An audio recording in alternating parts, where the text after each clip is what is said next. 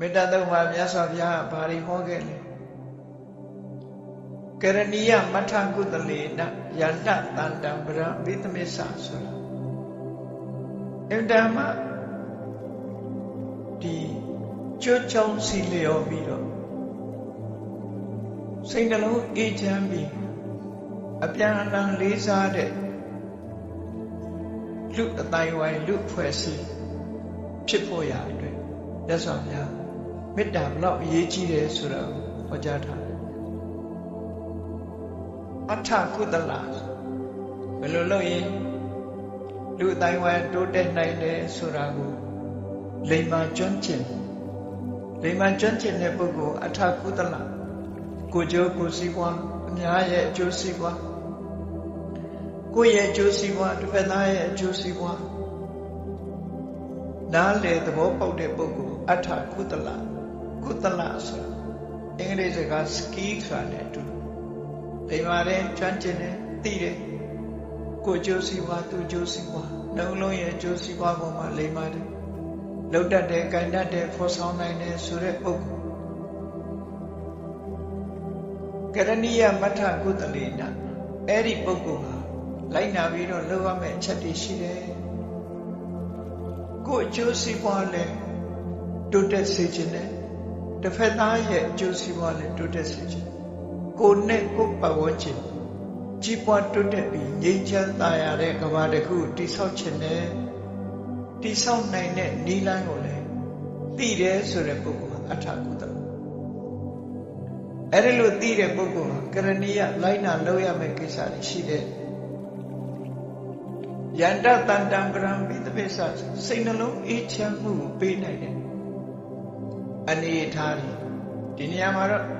နိဗ္ဗာန်ထီအောင်အမြင့်ဆုံးကိုမျှော်မှန်းလိုက်တာယန္တတန္တံပရံပိသမစ္ဆာတန္တဆိုတာအေးချမ်းတဲ့မြတ်စွာဘုရားအမြင့်ဆုံးနိဗ္ဗာန်ကိုပြောတယ်အခြေခံအပြင်ပြောမယ်ဆိုရင်စိတ်နှလုံးအေးချမ်းမှုကိုစာပေကျမ်းကမှလည်းဟရယတန္တိဆိုတဲ့စကားလုံးသုံးတာရှိတယ်ဟရယဆိုတာနှလုံးသားစိတ်ဓာတ်တန္တိဆိုတာငြိမ်းချမ်းတာစိတ်နှလုံးရဲ့အေးချမ်းမှုဆိုအဲ့ဒီစိတ်နှလုံးအေးချမ်းမှုကိုဖော်ဆောင်နိုင်မှုအတွက်မြတ်စွာဘုရားဒါကိုဥတ္တိရည်စူးပြီးငြိမ်းချမ်းမှုအချင်းချင်းအပြန်အလှန်လေးစားမှုဆိုတဲ့ဒီကိစ္စတွေကိုဥတည်ပြီးတော့လိုက်နာဆောင်ရွက်ရမှာတဲ့ဘာတွေလဲလို့ဆိုတကောလုံနိုင်စွမ်းရှိရမယ်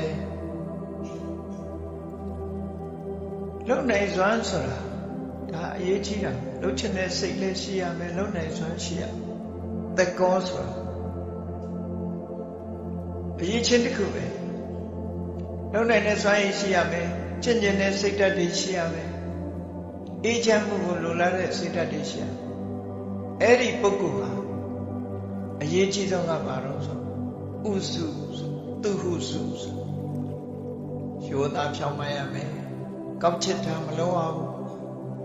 ယောသားဖြောင်းမှတ်တယ်ဆိုတာစိတ်တိုင်းရှင်ရှိတဲ့အတိုင်းအမှန်ကိုအမှန်တိုင်းတစ်ဖက်သားကိုသိစေတာယောသားတယ်လို့ခေါ်တယ်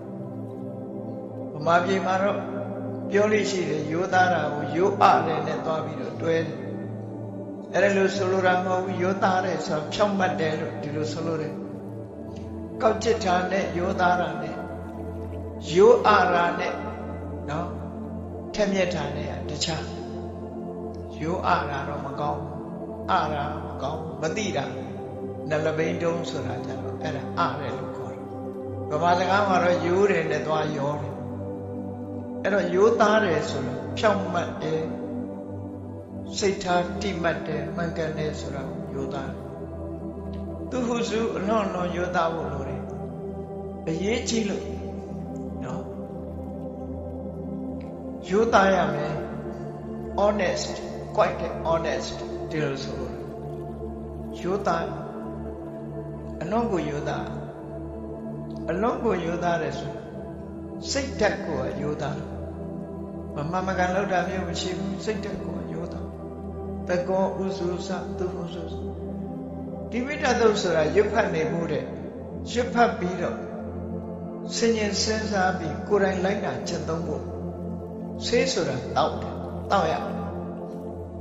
အားစေပဲဖြစ်ဖြစ်ယောဂပြောင်းတဲ့ဆေးပဲဖြစ်ဖြစ်ဆေးဆိုတာတောက်ဆေးစာဖတ်ပြီးတော့ဒီဆေးလေးကကောင်းလိုက်တာလို့ဆိုပြီးမတောက်ပဲထားပါအကျိုးမရအခုမေတ္တာသုံးဆိုတာရွတ်နေုံနဲ့အကျိုးမရဘူးရွတ်ဖတ်နေုံနဲ့ရွတ်ဖတ်ပြီးတော့မလုပ်ရလောကလူသားတွေကပရိစ္ဆာရွတ်လိုက်တာနဲ့ကိစ္စပြီးတယ်လို့ထင်နေကြတယ်အပေါ်ယံလေးကိုစဉ်းစားကြတယ်အလေးနဲ့ထားကြမှာဒီလိုမဟုတ်ဘူးယူသားရမယ်ဖြောင်းမရမယ်မေတ္တာမပြတ်အောင်ယူသားမှုကသိရခြင်းမယုမသားလုပ်လိုက်ရင်မေတ္တာပြတ်သွားတယ်ဒါထုံးလောကမှာမယုမသားလုပ်တာကိုအကြောင်းပြုပြီးမေတ္တာပြတ်ကြတယ် mutual respect ချင်းချင်းပြန်လာလေးစားမှုတွေပြည့်ရင်းသွားတယ်ဒါကြောင့်မေတ္တာတော့မှပြောတယ်တကောဥစုစသူဥစုစယူသားပါဖြောင်းမှတ်ပါဒီလိုဆိုလို့ရပေါ့နော်အဲ့တော့ယူသားဖြောင်းမှတ်မှုကမေတ္တာတည်ဆောက်ဖို့အတွက်သိအရေးပါလို့လူတွေကလွယ်လွယ်ကူကူတော့မေတ္တာပို့ပါတယ်တတ္တဝါတွေချမ်းသာကြပါစေချမ်းသာကြပါစေဒီလိုမေတ္တာပို့အဲ့ဒီလိုမေတ္တာပို့ရုံနဲ့အောင်မြင်မှုရမှာမဟုတ်ဘူးမေတ္တာဆိုတာကိုယ်တိုင်လိုက်နာကျင့်သုံးဖို့လိုအပ်တယ်ကိုယ်တိုင်လိုက်နာကျင့်သုံးဖို့ဆိုရင်ယူသားအစွမ်းကုန်ယူသားတကောဥစုစသုစုတခါတော့ကန္တရကဆိုတဲ့ဆင်းနေကိုတတ်သင်ပေးတဲ့ဆရာတစ်ယောက်မြတ်စွာဘုရားစီရောက်လာပြီးတဲ့အခါမှာသူကမြတ်စွာဘုရားကိုချီးမွမ်းထောမနာတယ်ချီးမွမ်းလို့ဆိုရှင်ဘုရားဟာအလွန်ကောက်ကျစ်တတ်တဲ့လူတွေကိုဆုံးမသွန်သင်တာအာဂမန်းပါပဲဆိုတဲ့စကားပြောတယ်တိရစ္ဆာန်တွေကိုသွန်သင်ပြတာဆုံးမရတာလွယ်တယ်တဲ့တိရစ္ဆာန်တွေကရိုးတယ်ဖြောင်းတိရစ္ဆာန်တွေကရိုးတယ်ရိုးသားတယ်ဖြောင်းမှတ်တယ်လူတွေကကောက်ကျစ်တယ်လို့သူပြောတယ်သူကဆင်းနေကိုအတက်သင်ပေးနေတာဆိုဆင်းတကောင်ကိုတဲ့တပည့်တော်တယုဇနာခရီးအသွားပြန်စီးကြည့်လိုက်တာနဲ့ဒီကောင်ရဲ့ညင်နေအကုန်သိရသူပြောဆင်းနေသင်လို့လွယ်တာသူ့ရဲ့အကျင့်စရိုက်တွေအကုန်လုံးသူကရှုပ်ဝဲမထားဘူးအကုန်လုံးဒါကြောင့်မို့သူသုံးတဲ့စကားလုံးကဥဒ္ဒါနကိညေတံဗန္တိယတိထံဘလောရှင်ပြားတဲ့ဒီအကောင်တွေကအသိယူသားကြတယ်ဖြောင်းမှတ်ကြတယ်စိတ်แท้ရှိတာလောက်တာတဲ့သူတို့နော်စိတ်แท้ရှိတာလောက်တယ်အဲ့ဒါကြောင့်ဒီကောင်တွေသင်ရတာလွယ်တယ်ဒါပေမဲ့ဗျာတပည့်တော်ရဲ့နောက်လိုက်နောက်ပါတွေအတိုင်းဝိုင်းတွေမိတ်ဆွေတွေဟုတ်တယ်လူတွေကြတော့အတော်ကောက်ကျစ်တယ်ဂုံရှင်နေညေတံဗန္တိယတိထံမနုဿတာရှင်များလူတွေဟာအလွန်ရှုပ်ဝတ်တယ်လူတွေရဲ့စိတ်နှလုံးဟာအလွန်ရှုပ်ဝတ်အသိခက်တယ်တပည့်တော်ရဲ့အလုံးလုံးနေတဲ့ပုဂ္ဂိုလ်တွေစိတ်ထဲကတစ်မျိုးပြောတာကတစ်မျိုးသူတို့ဟာစိတ်ထဲနဲ့ပြောတဲ့စကားနဲ့စိတ်ထဲရှိတာနဲ့လှုပ်တာနဲ့တလွဲစီချီပဲဆင်နေကြတော့အဲ့လိုမဟုတ်ဘူးဗျာအလွန်ဖြောင်းတယ်ဒီကောင်းတွေကစိတ်ထဲရှိတာတွေအကုန်ထုတ်တယ်အသွားပြန်စီးကြည့်လိုက်တာနဲ့ဒီကောင်ရဲ့အနေထားတွေအကုန်သိတယ်လူတွေကြတော့တပည့်တော်တလားနေလဲမသိတစ်နှစ်နေလဲနှစ်ပေါင်းများစွာတပည့်တော်နာအလုံးလုံးနေတဲ့လူတွေအကြောင်းမသိဘူးလေအလွန်သိရခက်တယ်လို့သူကဒီလိုရှောက်ခဲ့အဲ့ဒါလိုသိရခက်တဲ့လူသားတွေကိုရှင်ဘုရားဆုံးမတာအနုတ္တရောပုရိသဓမ္မတာရတိဆုံးမတတ်တဲ့ပုဂ္ဂိုလ်တွေကိုဆုံးမတယ်အလွန်အံ့ဩစရာကောင်းပါတယ်လို့မြတ်စွာဘုရားကိုချီးကျူးပြီးရှောက်ထားတဲ့စကားလေးတစ်ခုရှိသူ့နာမည်ကကန္တရကအဲ့ဒါကြောင့်မလို့လူတယောက်ဟာရိုးသားဖြောင့်မတ်မှုသိအရေးကြီးတယ်ကိုယ့်ကိုရိုးဖြောင့်အောင်ဒီထက်ဖို့ကြိုးစားကိုယ့်ကိုရိုးသားဖြောင့်ဖြောင့်မတ်မတ်ငါပါဇက်ကပြောတဲ့အတိုင်းငါစိတ်ထဲကဟုတ်ကဲ့လား စိတ်ထဲကရှိတဲ့အတိုင်းပြောတာဟုတ်ကဲ့လားတစ်ဖက်သားကိုတစ်မျိုးထင်တော့အောင်ပြောတာလားဟန်လို့ပြောတာလားဟန်ဆောင်ပြောတာလားဆိုတာလေမရှိစေရဘူးတဲ့ဥစုစာသူဟုစုစာဖြောင်းမရမယ်လုံးဝဖြောင်းမရသူဝစောတစ်ဖက်သားကလာပြီးအကြံဉာဏ်ပေးမယ်ဆိုလို့ရှိရင်စဉ်းစားလက်ခံနိုင်တဲ့စွမ်းရည်တတ္တိရှိတာအကောင်းပြောလဲအကောင်းလို့မြည်စားတဲ့ပုဂ္ဂိုလ်အပြောမခံတဲ့ပုဂ္ဂိုလ်ဗမာပြည်မှာတုံ့ပြန်တတ်တဲ့ဟာရှိတယ်လေလူငယ်လူရွယ်တွေကြောင့်ရှာမရှိနဲ့ဆိုတဲ့စကားပေါ့နော်အဲ့ဒီလိုဆရာမလုံးနဲ့ရှာမရှိနဲ့ဆိုတဲ့စကားသူ့ဝဆာပြောဆိုကြံပေးလို့ခက်ခဲတယ်ပြန်ပြီးတော့ response လုပ်တာအဲ့ဒီလိုနဲ့လုံးလေးရှိတတ်ကြသူဝဆောသတ္တမုဒုအနာတိမာနိမုဒုစိတ်နေသဘောထားမာမနာမရှိတာကိုပြောတာပျော့ပြောင်းတယ်ဆိုတာမာနနဲ့ခက်ထန်တာဒေါသမခက်ထန်ဘူးပျော့ပြောင်းတယ်မေတ္တာရှိတယ်တစ်ဖက်သားအနာတိမာနိကြီးမားလွန်းတဲ့မာနမရှိဘူးမာနဆိုတာရှိတဲ့မာနရှိရရှိတဲ့မာနဆိုတာဘာလဲကောင်းတဲ့ဘက်ကိုဥတည်နေတယ်သူတောင်လို့ဖြစ်အောင်လုပ်နိုင်သေးတာလဲငါလည်းဖြစ်ရမယ်ဆိုတဲ့မာနမျိုးသူရောက်တဲ့အဆင့်တန်းကိုသူလည်းလူပဲငါလည်းလူပဲငါလည်းကြိုးစားရင်ဖြစ်ရမယ်ဆိုတဲ့မာနမျိုးကရှိရအဲ့လိုမဟုတ်ဘဲနဲ့တစ်ဖက်သားကိုထင်သေးတဲ့မာနမျိုးဆိုတာမျိုးကတော့မရှိသင့်ဘူးတဲ့ဒီလိုဆိုအနာတိမာနိဆိုအဲ့တော့ဒီမေတ္တာတုံးဟာ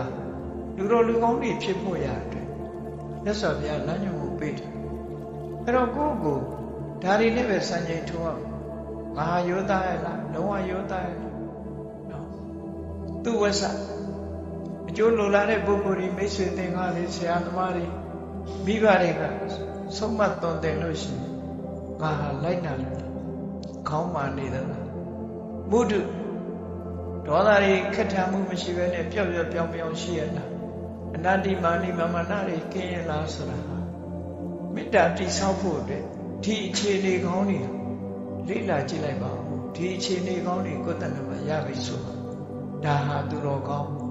တကယ်ကိုယ့်